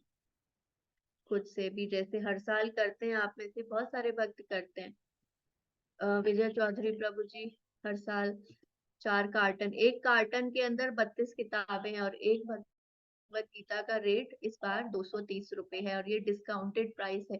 वैसे हिंदी की भगवत गीता 250 रुपए की हो गई है, लेकिन मैराथन में 230 रुपए की मिलेगी। इंग्लिश की भगवत गीता 300 रुपए की मिलेगी। कृष्णा बुक 290 की हिंदी की, और 310 की या 340 की इंग्लिश की। तो हम भगवत गीता के लिए अगर अप्रोच करते हैं तो विजय प्रभु जी 4 कार्टन उन्होंने पिछले 2 सालों से दान दिया है। प्रमोद पाठक प्रभु जी 2 कार्टन भगवत गीता दान देते हैं अपनी तरफ से। तो ये हम सब लोग कर सकते हैं, 1 कार्टन 21 भगवत गीता, या जैसे माधुरी गंधर्विका माता जी करते हैं, अपने सारे रिलेटिव्स को फोन करके पूछते हैं कि 14 गीता आप ले लो, 14 गीता संक्रांत पे मनसने के लिए। इसकी कोई एक्सपायरी डेट तो है नहीं कि आज गीता ली और वो 1 महीने बाद बेकार हो जाएगी। ये तो लाइफ लॉन्ग वो ही रहने वाली है, इसमें कोई चेंजेस नहीं आने वाले हैं। तो आज आप भगवत गीता ले ले, आज से 5 महीने बाद, 6 महीने बाद भी आपके यहाँ कोई ओकेजन है तो वहां आप गिफ्ट कर सकते हैं। अभी शादियां आने वाली हैं, तो शादियों में जैसे लोग वो देते हैं ना, शादी में डिब्बे रिटर्न करते हैं मिठाई के, तो उसके साथ भगवत गीता रिटर्न कर सकते हैं लोग। हमें खुद से बुद्धि लगानी है कि हमें किसको क्या कहना है। हमारे घर में किसी की शादी है तो हम प्रपोजल दे सकते हैं कि आप साथ में भगवत गीता भी लोगों को डब्बे के साथ एक गिफ्ट में दे दो। इस तरह से कोई कंपनी में काम करते हैं तो अपने बॉस को अप्रोच कर सकते हैं कि न्यू ईयर गिफ्ट में आप भगवत गीता करवा दो लोगों को। तो ये सारे के सारे तरीके हैं, और भी तरीके सोचे जा सकते हैं, पर पॉइंट ये है कि हमें एक लक्ष्य लेकर उतनी गीता वितरित करनी है। तो हमने पता है कितनी गीता का लक्ष्य ले लिया है। हमारे मंदिर का जो लक्ष्य है 1 लाख भगवत गीता का है इस बार। 1 लाख भगवत गीता इस्कॉन जयपुर ने लक्ष्य लिया है। हमारे छोटे से भक्ति वृक्षा ग्रुप का कितना लक्ष्य है, किसको पता है? 10,000। 10,000 भगवत गीता। 2 महीने में हमको मिलकर 10,000 भगवत गीता लोगों तक पहुंचानी है। तो कौन कौन इसमें सहयोग करना चाहते हैं, कौन कौन इस सेवा में भाग लेना चाहते हैं? देव पूज्य माता जी, फाल्गुनी प्रिया, माधुरी माता जी, ये लोग तो टॉप बुक डिस्ट्रीब्यूटर है हमारे। हर साल ये लोग दौड़ दौड़ के रेस में आगे निकलते हैं। नारायण प्रिया माता जी, अंजलि, रक्षा माता जी, और जिनके हैंड रेज नहीं है वो भी सब क्योंकि ये एक ऐसी सेवा है प्रभुपाद की, हम सब इस्कॉन के अंदर हैं, और हम सब हमेशा चाहते हैं कि हमें भगवान की सेवा मिले। प्रश्न बहुत सारे लोग मुझसे करते हैं कि हमें कोई सेवा दे दे माता जी, हमें कोई सेवा नहीं मिलती है, हमें कोई सेवा नहीं मिलती। इस्कॉन के अंदर ये एक सेवा जो है ना, प्रभुपाद के ग्रंथों का वितरण करने की सेवा, ये सबके लिए open to all at all the time. हर कोई कर सकता है सेवा, पर अब हम उसमें चूज करने लग जाएं कि हमसे नहीं बन पाएगी, ये तो बहुत मुश्किल सेवा है। तो सेवा तो मुश्किल ही होती है ना, कौन सी सेवा आसान होती है? कोई भी सेवा आसान नहीं होती, हर सेवा मुश्किल ही होती है। भगवान को प्रसन्न करना आसान है क्या? ध्रुव महाराज ने कितनी तपस्या की तब भगवान प्रसन्न हुए। हमसे तो कोई कह भी नहीं रहा कि हम एक पैर पे खड़े हो जाएं और सिर्फ फूल पत्ते एक महीने खाएं, फिर पानी भी लेना बंद कर दें, सांस भी लेना बंद कर दें। हमसे तो इतनी कठोर कोई कह भी नहीं रहा। सिर्फ इतना कहा जा रहा है कि कुछ भगवत गीता हम स्वयं दान दे दें, और कुछ लोगों को फोन पर ही, कहीं आपको जिनको मुश्किल है कि हम बाहर नहीं निकल सकते, उनके लिए तो बस इतना ही कहा जा रहा है, फोन करें आप लोगों को कि आप ये गीता मैराथन मंथ है, इसमें आप गीता दान कर दीजिए। गीता कहाँ से मिलेगी? तो भगवत गीता हमसे हम आपको देंगे। देखिए, जब हम लोग स्पॉन्सर कराते हैं तो स्पॉन्सर कराने में बहुत सारे लोग तो गीता लेना ही नहीं चाहते। वो ये कहते हैं कि आप ही हमारी तरफ से बांट दो। और जो लोग खुद बांटना चाहते हैं और ऐसे कोई ऑर्डर्स मिलते हैं, कोई 1 कार्टन का 2 कार्टन का, तो वो हम लोग डिलीवर करेंगे भगवत गीता उनके स्थान पे जाके। जयपुर के अंदर, जयपुर के बाहर हम लोग नहीं पहुंचा पाएंगे। और जो लोग जयपुर के बाहर हैं, ऑनलाइन वो डोनेशन ले सकते हैं गीता के लिए कि आप हमें दान दे दीजिए, हम बांट देंगे। जयपुर के बाहर जैसे प्रिया है, उसने हैंड रेस किया था, और भी जो भक्त हैं, आशा है जयपुर के बाहर है अभी, नीलम है, आप जो भी भक्त, वंदना माता जी, आप जो भी भक्त जयपुर के बाहर हैं, वो भी हमारी इस सेवा में सहयोग कर सकते हैं। कैसे कर सकते हैं? बस फोन करना है या लोगों को अप्रोच करना है कि आप गीता के लिए डोनेशन दे दीजिए, हम आपकी तरफ से भगवत गीता बंटवा देंगे। तो इस तरह से हमारा नंबर बढ़ता जाएगा। 1 गीता, 5 गीता, 3 गीता, कोई कितनी भी करे, वो हमारे नंबर में ऐड होगी। तो एक एक भगवत गीता महत्वपूर्ण है। कोई ये ना सोचे कि अरे हम कार्टन की बात कर रहे हैं एक साथ 32 गीता की, तो इसका मतलब है कोई अगर 1 गीता करना चाहता है तो उसकी कोई वैल्यू नहीं है। ऐसा नहीं है, वो बूंद बूंद से समंदर बनता है ना, तो एक एक गीता भी महत्वपूर्ण है। तो आप में से जो प्रयास कर सकते हैं कि कुछ नहीं तो 1 गीता किसी को हम दे पाए। और वो, हाँ, ये भी बात इम्पोर्टेंट है कि वो नंबर तभी बनेगा, स्कोर तभी काउंट होगा जब भगवत गीता की लक्ष्मी आप मंदिर में देंगे। और मंदिर में हम लोग देंगे, आपको लक्ष्मी हमें देनी। स्कोर ऐसे नहीं काउंट होगा कि पुरानी किसी के पास बुक्स रखी थी, उन्होंने वो दे दी और उसका पैसा तो आया ही नहीं। जब पैसे जितने आप हमको देंगे, मान लें आपने हमको 2300 रुपए दिए, हमें दिए, और वो हमने मंदिर में जमा कराए, तब जाके हमारा स्कोर 10 भगवत गीता लिखा जाएगा। वो जो काउंटिंग होती है ना भगवत गीता के स्कोर की, मैराथन के स्कोर की, वो लक्ष्मी के हिसाब से होती है। जितना लक्ष्मी हम मंदिर में डिपॉजिट करते हैं, वो हमारा भगवत गीता मैराथन स्कोर होता है। तो ये नहीं चलेगा कि हमारे पास पुरानी किताबें रखी थी, वो हमने किसी को बांट दी और उसका कोई पैसा ही नहीं लिया, और पैसा लिया तो हमें नहीं दिया। हमारा जो लक्ष्य निर्धारित करके चलते हैं, वो लक्ष्मी पर आधारित होता है। यानी 10,000 भगवत गीता, अर्थात हमको कम से कम 23 लाख रुपए की भगवत गीता ये 2 महीने के अंदर सेल करनी। जब हम 23 लाख रुपए मंदिर में जमा कराएंगे, तब हमारा लक्ष्य पूरा हुआ माना जाएगा। तो अभी बहुत समय है हमारे पास, पर इसका अर्थ ये नहीं है कि हमें आराम से बैठ जाना है। 2 महीने का समय हमें दिया गया है। 11 जनवरी तक ये मैराथन चलेगा। कल से शुरू हो गया और 11 जनवरी तक चलेगा। तो हमारे पास, हम सब मिलके प्रयास करें तो हम 10,000 या 20,000 भी कर सकते हैं।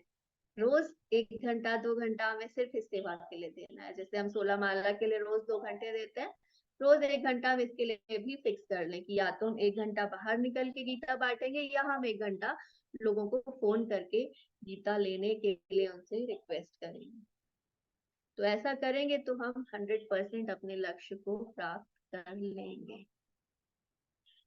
और श्रील प्रभुपाद से प्रे करते रहे कि ये सेवा हम आपकी करना चाहते हैं, इसके लिए बुद्धि आप हमें दें। जैसे भगवान बोलते हैं, फाल्गुनी ने कितनी बार ये कोट शेयर किया है कि जब हम भगवान की सेवा करना चाहते हैं तो उसकी बुद्धि कौन देता है हमको? उसकी बुद्धि भगवान ही देता है हमें, नए नए आइडियाज, नए नए विचार कि किस प्रकार हम इसको वितरण करें कि ज्यादा से ज्यादा लोग इसको स्वीकार कर लें।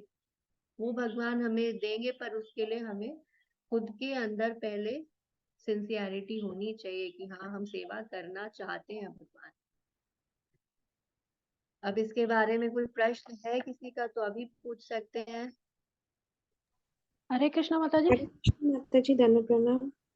हाँ, पहले वंदना माता जी आप बताइए। जैसे ना हम ले लें और फिर हम ऐसे बांट सकते हैं, मतलब जैसे कोई हाँ खरीदेगा तो नहीं हमसे तो जैसे हाँ हम ही खरीद लें।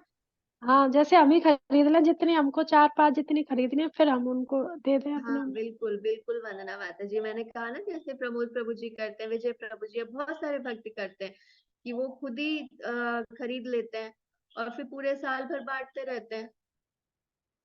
ठीक है। हाँ हाँ।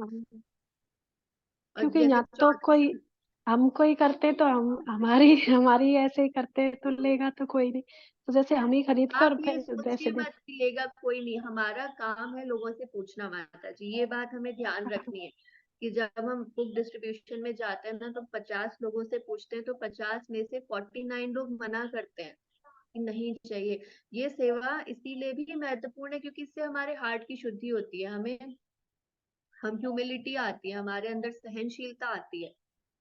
हमें मालूम है कि 49 लोग नहीं लेंगे, पर एक तो लेगा। तो वो एक लेने के लिए हम 50 लोगों को पूछते हैं कि आप ले लीजिए, ले लीजिए, ले लीजिए, ले लीजिए, ले लीजिए, और सब लोग मना करते, नहीं चाहिए, नहीं चाहिए, नहीं चाहिए, नहीं चाहिए, नहीं चाहिए। फिर भी हम उसमें हिम्मत नहीं हारते। ये इस सेवा का महत्व है माता जी, कि हमें पता है कोई नहीं लेगा, पर फिर भी हम प्रयास करना नहीं छोड़ते हैं, क्योंकि हमें पता है कि हम ये भगवान की प्रसन्नता के लिए कर रहे हैं। और भगवान ना रिजल्ट से प्रसन्न नहीं होते, भगवान प्रयास से प्रसन्न होते हैं कि हमने प्रयास किया कि नहीं किया। अगर हमने पूरे मन अपने मतलब पूरे कन्विक्शन के साथ हम यही सोच के बैठ गए कि कोई लेने ही नहीं वाला, तो हम पूछ के ही क्या करेंगे, तो नहीं होगा। हमें ये देखना है कि हमें पता है कि लोग नहीं लेने वाले, फिर भी क्या कोई ऐसा तरीका है जिससे हम लोगों से पूछ लें और शायद कोई ले ले। और नहीं भी ले तो भी हम पूछेंगे, क्योंकि ये हमें सेवा ये दी गई है कि हमें लोगों को अप्रोच करके पूछना। और ये बात मैं एक इंटरेस्टिंग चीज बताती हूँ, अपने पर्सनल एक्सपीरियंस से बात बताती हूँ। मैंने पहले भी बताई है कि जो मैं आज हम लोग ये क्लासेस कर रहे हैं ना, इसका स्टार्टिंग हमारा कहाँ से हुआ था? इसका स्टार्टिंग हमारा बुक डिस्ट्रीब्यूशन से ही हुआ था। और कैसे हुआ था कि जब हम लोगों को पूछते थे जा जाके कि आप किताब ले लीजिए, भगवत गीता ले लीजिए, तो बहुत सारे लोग अलग अलग बातें करते हैं, अलग अलग प्रश्न पूछते हैं, अलग अलग तरह से लोगों को हमें उत्तर देना पड़ता है। तो वो करते करते करते करते इतना सारा एक्सपीरियंस इकट्ठा हो गया, लोगों से बात करने का, लोगों से मिलने का, लोगों को भगवान के बारे में बताने का, कि वो इतना एक्सपीरियंस हो गया कि फिर लगा कि अब तो क्लास ही कर सकते हैं। तो भले किसी ने किताब ली नहीं ली, कितने लोगों ने ली, उसका उसका अर्थ, उसका कोई मतलब काउंटिंग नहीं है, पर काउंटिंग ये कि हमने कितने लोगों को प्रयास किया। बहुत सारे लोग ऐसे हैं जो लेते नहीं है, पर उनके मन में छाप बैठ जाती है कि हाँ, इस्कॉन वाले इस प्रकार आए थे पुस्तक देने। तो हमारा किसी भक्त से हम जान पाए, कोई भक्त हमारे आसपास रहते हैं। कभी मेरे साथ हमारी सोसाइटी में बहुत सारे लोग हैं जो हमें इसी तरह से जान पाए कि हम पुस्तक देने गए, उन्होंने किताब तो नहीं ली, लेकिन अब कभी जैसे उनको भगवान के बारे में कुछ जानना था, कोई माला चाहिए थी, कंठी माला चाहिए थी, मंदिर के बारे में कुछ पूछना, तो वो हमसे आते हैं पूछने के लिए। तो हजारों बेनिफिट है बुक डिस्ट्रीब्यूशन करने के, हजारों। ठीक है वंदना माता जी, तो प्रयास करना है, किससे पूछना है, ये भी भगवान आपको बुद्धि देंगे। ठीक है। फिर जैसे मंगाने के लिए जयपुर से मंगानी है ना? आप तो कहाँ रहते हैं वो आप मेरे से पर्सनली फोन पे बात कर लीजिएगा। ठीक है मतलब। ठीक है, क्योंकि हम हाँ, आपके यहाँ जैसे अगर मेरे भाई का यहाँ पे आना होगा ना, तो वो इस्कॉन से लेके यहाँ मुझे दे जाएगा, हाँ या हाँ, फिर वो आप मेरे से पर्सनली बात कर लीजिएगा। जी रक्षा माता जी। हरे कृष्णा माता जी। हरे कृष्णा। माता जी आज मैरिज एनिवर्सरी है हमारी। हरि बोल, हरि बोल। 11 भगवत गीता के लिए तो माता जी मैं आज ही हरि स्टार्ट करती हूँ बोल। कुछ। बहुत अच्छा रक्षा माता जी। तो ये प्रॉपर तरीका है रक्षा माता जी। आपको आपकी मैरिज एनिवर्सरी की ढेर सारी शुभकामनाएं। और आप इसी प्रकार बस दोनों जने मिलके और आपका तो पूरा परिवार, दोनों बच्चे मिलके भी भगवान की सेवा में लगे रहे। भगवान का आशीर्वाद हमेशा आपके परिवार पे बना रहे। और जो आपने संकल्प लिया है ये बहुत अच्छी बात है माता जी। आपके मैरिज एनिवर्सरी से आप स्टार्ट कर रहे हैं। थैंक यू सो मच माता जी। हरि बोल। हरे कृष्ण माता जी। हाँ जी, वंदना माता जी। आज माता जी इसका सुविष्का का भी बर्थडे है। अरे वाह, हरी बोल। आज तो बहुत शुभ दिन है। सब कार्तिक में ही सबकी एनिवर्सरी और बर्थडे आ रहे हैं। इसको भी बहुत सारी शुभकामनाएं हमारी तरफ से। हम सब भक्त इसके लिए प्रार्थना करेंगे कि भगवान की भक्ति में आगे बढ़ती रहे। हरे कृष्ण माता जी। कृष्णा। देवपूज्य माता जी, आपका प्रश्न। माता जी कार्टून्स कब तक मिलेगी हमें?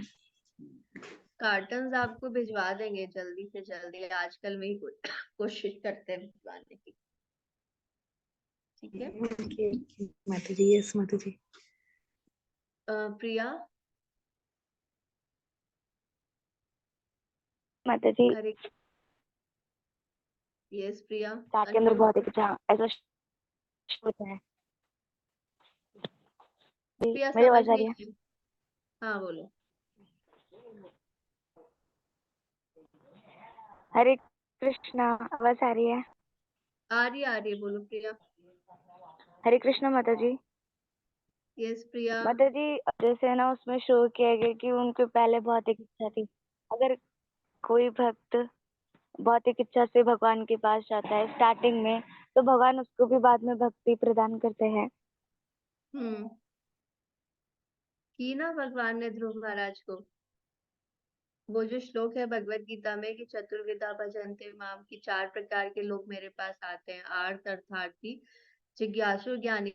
तो आर्त मतलब जो दुखी है उनको भी भगवान भक्ति प्रदान करते हैं।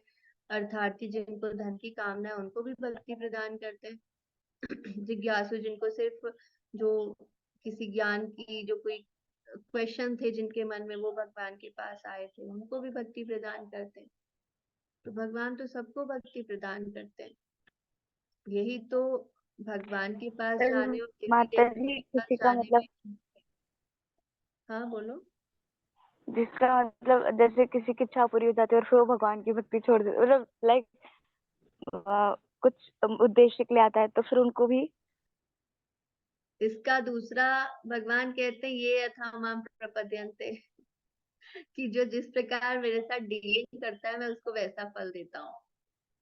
तो अगर कोई सिर्फ इतना ही चाहता था कि उनकी कामना पूरी हो गई, पर फिर भी अगर मनोकामना पूरी करने के लिए भी वो भगवान की शरण में गया था ना, तो कहीं ना कहीं उसका वो सुकृति में काउंट होता है।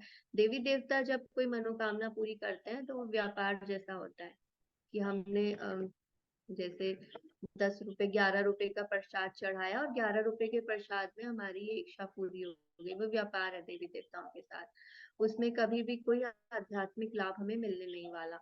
पर भगवान के पास अगर कोई सिर्फ भौतिक कामना लेके भी गए थे कि ठीक है हमें हमारी शादी नहीं हो रही तो इसके लिए हम भगवान के कुछ नियम पालन करेंगे, कुछ माला जप कर लेंगे, कुछ व्रत रख लेंगे एकादशी के। परीक्षा ये है कि शादी हो जाए। तो फिर भी उसने क्योंकि भगवान के नाम का जप किया, एकादशी व्रत पालन किया, तो उसमें कोई ना कोई आध्यात्मिक लाभ उसको मिलेगा ही मिलेगा। तो उसके फलस्वरूप हो सकता है अभी भक्ति में नहीं आए, 5 साल बाद भक्ति में आ जाए। मैं अपना एग्जाम्पल इसमें भी बता देती हूँ। जब मैं कॉलेज में पढ़ती थी तो मेरे को पहले भगवान से कोई अटैचमेंट नहीं था। हालांकि मथुरा में मेरा जन्म हुआ है और मेरे माता पिता काफी भक्त है, लेकिन मैं नहीं थी, मुझे भक्ति में इंटरेस्ट ही नहीं था। जब मैं कॉलेज में गई थी तो हम मेडिकल कॉलेज में पढ़ते हैं, वहां पे एग्जाम पास करना ना बहुत मुश्किल है। मेडिकल कॉलेज में बहुत सारे पेपर होते हैं और उन पेपर में मतलब अच्छे से अच्छे बच्चे फेल हो जाते थे। तो जब पहली बार मैंने मेडिकल कॉलेज फर्स्ट ईयर का एग्जाम दिया और मेरा पेपर भी बहुत खराब हुआ था, बहुत खराब। एक पेपर तो मेरा आधा छूट गया था, मुझे पेपर के बीच में उल्टी आ गई थी। तो मुझे मतलब पूरा विश्वास था कि मैं फेल हो जाऊंगी। लेकिन हमारे यहाँ पे क्या होता है कि एग्जाम होती है, नवंबर में एग्जाम होती है और उसके बाद छुट्टियां पड़ जाती है और एग्जाम का रिजल्ट जो आता है ना वो छुट्टी के बाद डिक्लेयर होता है। तो अब हम लोग छुट्टी में घर आ गए मथुरा और हमने अपने घर में बचपन से देखा था, मेरे मम्मी पापा दादी दादा ये लोग हर महीने गोवर्धन की परिक्रमा लगाने जाते हैं। तो वो मतलब परिवार के संस्कार थे कि हमें ये पता था कि गिरिराज जी सारी मनोकामनाएं पूरी कर देते हैं। तब मुझे ये तो अच्छे से मालूम था कि मैं पेपर बिगाड़ के आई हूँ, मैं पक्का फेल होने वाली हूँ। पर मम्मी पापा का कन्विक्शन और परिवार के संस्कार का कन्विक्शन की गिरिराज जी सारी इच्छाएं पूरी कर देंगे। मैंने मनोकामना पूर्ति के लिए गिरिराज जी की परिक्रमा लगाई कि आप मेरे को बस पास करा दे। बाकी उससे पहले मतलब सरप्राइजिंग ये है कि हमारे माता पिता हर महीने गिरिराज परिक्रमा चाहते थे पर मैं नहीं जाती थी। मुझे ये सब ढकोसला दिखावा ऐसे सब रूढ़िवादिता सब लगता था, मैं नहीं जाती थी। पर जब डर लगा कि अब कहाँ कोई सहारा नहीं है तो गिरिराज जी के पास गए कि आप बस पास करवा दे कैसे भी करके। वो परिक्रमा लगा के आए और हमारे एग्जाम का रिजल्ट आया और पास हो गए, जबकि बहुत सारे बच्चे फेल हुए थे। तो मेरे मन में ना ये फिक्स हो गया कि गिरिराज जी एग्जाम में तो पास करवा देते हैं, इनके अंदर इतनी तो पावर है। फिर ये मेरा फिक्स हो गया कि अगले 3 साल भी मैं यही करती थी कि पेपर दे के आई। और ये कार्तिक का महीना तब मुझे पता भी नहीं था कि कार्तिक पड़ता है नवंबर में, स्पेशल टाइम है कुछ नहीं। मुझे तो बस ये था कि एग्जाम खत्म हुए, छुट्टियां पड़ गई, मथुरा आए, परिक्रमा लगाई कि भगवान एग्जाम में पास करा देना। और ये करते करते 4 साल ऐसा किया और वो फाइनल ईयर के एंड में फिर कैसे करके मैं भक्तों से कनेक्ट हो गई, भगवत गीता मुझे मिल गई, फिर वो सारा इस्कॉन की तरफ मेरा अटैचमेंट हो गया। तो मैंने शांतना सिंह प्रभु जी से प्रश्न किया था कि प्रभु जी मैंने तो कभी गिरिराज जी में कोई मेरी आस्था थी नहीं, मैं तो सिर्फ एक एग्जाम पास करने के लिए उनकी परिक्रमा करी थी। क्या उसका भी रिजल्ट ऐसा हो सकता है कि आज हम इतने मतलब भक्ति में हम जुड़ गए? तब प्रभु जी ने बोला था कि हाँ, कोई भौतिक कामना के लिए भी अगर भगवान की शरण में जा रहा है और आगे पीछे फिर कोई लेना देना नहीं है भगवान से, तो भी भगवान आगे चल के उनको भक्ति में जोड़ सकते हैं। ये कृपा भगवान की होती है।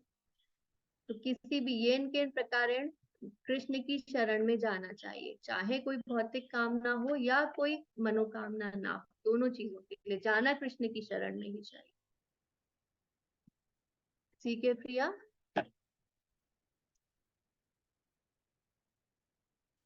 माता जी क्या अभी अभी हम लोग क्लास एंड करते हैं प्रिया। अब तुम्हारा जो नेक्स्ट क्वेश्चन है तुम मुझसे पर्सनली पूछ लेना। अभी मैंने टाइम देखा 6:40 हो गया, आज बहुत लंबा हो गया। और गीता मैराथन के लिए कहाँ लक्ष्मी देनी है, कैसे बुक्स लेनी है, वो सब आप मेरे से पर्सनली पूछ सकते हैं व्हाट्सएप मैसेज पे। कॉल्स क्योंकि बहुत सारे मैं पिक नहीं कर पाती हूँ। सब लोग अनम्यूट कर लीजिए। ग्रंथराज श्रीमद् भागवतम भागवतम की जय, श्री जय। प्रभुपाद जी प्रभुपाद की की प्रभुपाद की जय। हरे कृष्णा कृष्णा हरे हरे कृष्णा कृष्णा कृष्णा कृष्णा कृष्ण हरे हरे हरे हरे, हरे राम, राम हरे हरे राम, राम राम राम राम, राम हरे हरे हरे। हरे। हरे राम राम राम हरे हरे। सबका हरि बहुत बोल बहुत हरि बोल thank you Hare so much. Krishna. Hare Krishna. Hare Krishna Hare Krishna Krishna and कर